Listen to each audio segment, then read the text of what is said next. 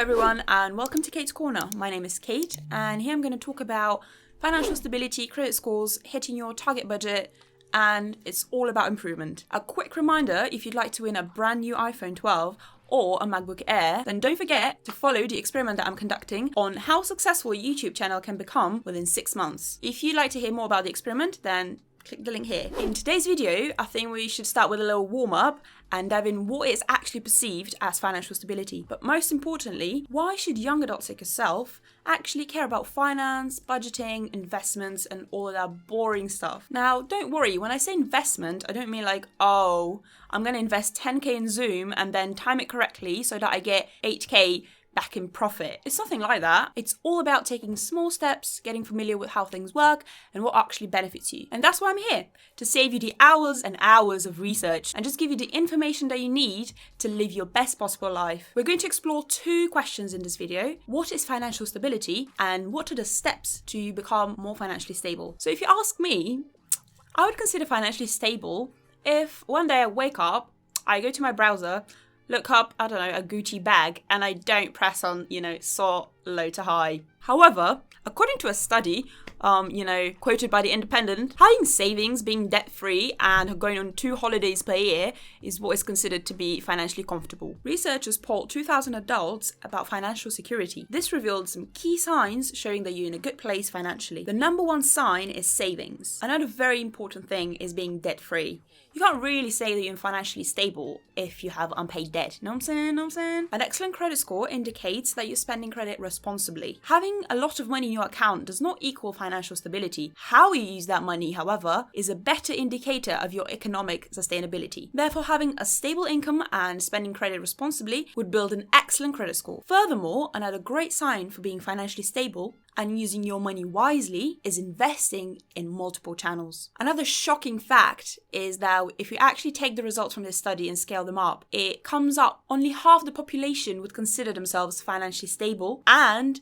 the majority are over the age of 55. Therefore, you can see why I'm so passionate about making finance more accessible to a younger population. If you enjoyed my video so far, then please don't forget to subscribe, like the video, and leave me a comment. I'll greatly appreciate that. And don't forget about the experiment. Now that we have all the definitions and statistics out the way, we're going to actually get down to business. Now we're going to talk about what are the steps to become more financially stable. While there's many approaches out there and there's many people that suggest many different things about how to achieve financial stability, it can all sound very scary to take the first step. And it could seem like a lot of work. So I've broken it down into a few little tips that I'll dive into that won't really significantly change your daily life. However, in the long term, it will help you become more financially confident. So firstly, we're going to talk about the emergency fund. To expand on what I meant earlier by saying that savings are a necessity to becoming financially stable.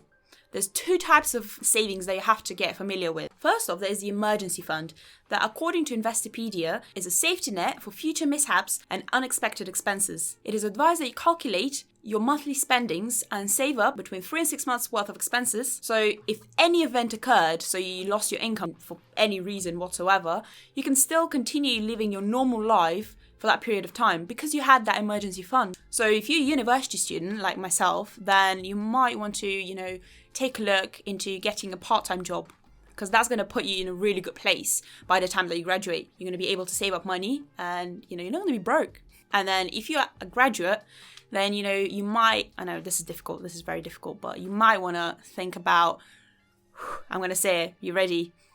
You might want to think about saving the first few paychecks and not splash out. I said it, I'm sorry. Don't splash out. I should probably take my advice as well. Secondly, there's the regular savings. So that's, just money that you've put aside that you can just dip into if you overspend that month, or you need to buy some presents, or you want to treat yourself, or, some short-term investments. So if you already have regular savings, then you might want to consider ISAs. ISA stands for Individual Savings Account, and it's a great way of investing your money safely. Cash ISAs anyway. ISAs are just saving accounts that you don't have to pay any tax on. And in the current tax year, which is 2021, the cap is £20,000. It's pretty simple the way it works. You just cash in money and then you earn interest.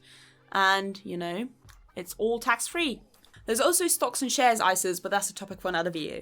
ISAs are a great way to grow your capital if you have a certain amount of money just set aside, because cash actually loses value over time due to inflation. And there's also no chance that you actually lose money. Next, multiple sources of income. They're essential for being financially stable. So if I use myself as an example, not to brag, I am a full-time uni student and then I have 2 part-time jobs, and I'm also trying to grow my Instagram account and, working on Kate's Corner. So it'd be greatly appreciated if you subscribe and give me a like. Other suggestions could be, podcasts. Let me know if you're interested.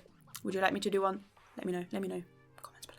You could do, start a business in any area that sparks your interest. You could do investments. And yeah, that's about what I can think of right now, but there's loads and loads of options generally. So, the primary benefit here is that if you lose one of the sources of income, then you still have, money coming in. That's why this is really important, and this is how you become financially stable. Now, as I previously mentioned, your credit score is a very good reflection of how you spend your money. Everyone has a credit score, even if you don't know it, if you don't care about it, you still have one. So your credit score is a number that is used to determine how likely you are to pay it back and pay it back on time as well. So depending on what your credit score is, the lender can decide whether you're reliable enough to give you, 10 quid or 10K, there's a massive gap there. So if your credit score is excellent, then you're more likely to get a good loan, like a good amount, but also not as high interest. So you wouldn't pay as much when paying it back. I know you might be thinking, oh, credit, no. Loans, no. That's a big no for me. But at some point in your life, you're going to be like, oh, I think I'm ready to settle down and buy a house, and I don't think you have the facilities for that big amount. I don't think you're going to have that big cash to pay up. So you're going to need a mortgage, So, it's always good to start early, nice and early, and build your credit score. So, once you get to that point, you don't have to worry about it. So your credit score is affected by a few things, it's built and based on your credit history. And it is affected easily on whether you have any debt, whether you have any long-term debt. So that's like 3 to 6 months. Or more, oh my god. Any missing scheduled payments like direct debits or anything like that. Whether you actually own a credit card, because that's really important. So that electoral roll thing, you might be thinking, oh, I don't vote. Well, you should, first of all, but second of all, you actually should register because that also impacts your credit score. Also, it's really important to keep your current account open and well managed over a long period of time, like 10 years. That's when it impacts your credit score very, very positively. And also how often you apply for credit and any sort of credit cards, loans, anything like that. Because you don't want to look desperate. So basically, credit score helps lenders and businesses determine your general credit risk. So these steps are really simple to follow in order to maintain good credit score. Therefore, please don't F it up. My advice to any students or graduates that, have never had a credit card before, because trust me, I know plenty myself. So my advice is, get one! What are you waiting for? Just because you have one doesn't mean just max it out. That's not what I'm saying here, you know what I'm saying? Don't max it out. Don't spend money that you don't have, basically. Use it wisely. That's what we're trying to do here. We're trying to build an excellent credit score. So just use it, but use it wisely. And what does wisely mean? You might ask yourself. Well, there's going to be a separate video on that topic, so subscribe and click that bell so that you get notified every time I post. So finally, my final recommendation is once you've achieved all of the previous steps, you can actually have a look at investments and investing. So for any beginners out there, I would recommend Moneybox. That's a great way to start, because the chances of actually losing money are very, very slim. We'll gradually, dive into more specific topics and we'll go into more detail. However, that'll be in another video. So, another plug. Please subscribe, follow, like, share with everybody. And that bell down somewhere here. Click it, click everything, Just don't click the thumbs down. We don't like that. Don't click that. But every other button, please click, all of them. And please leave a comment and let me know what you think of my podcast, of my channel and my videos and my content. Please let me know. I'm very excited to hear your feedback. Hopefully you found my tips, interesting, helpful. Maybe you're now interested in finances and you want to learn more. You know what to do if you want to learn more. So yeah, I'll hopefully see you in my next one. Bye guys!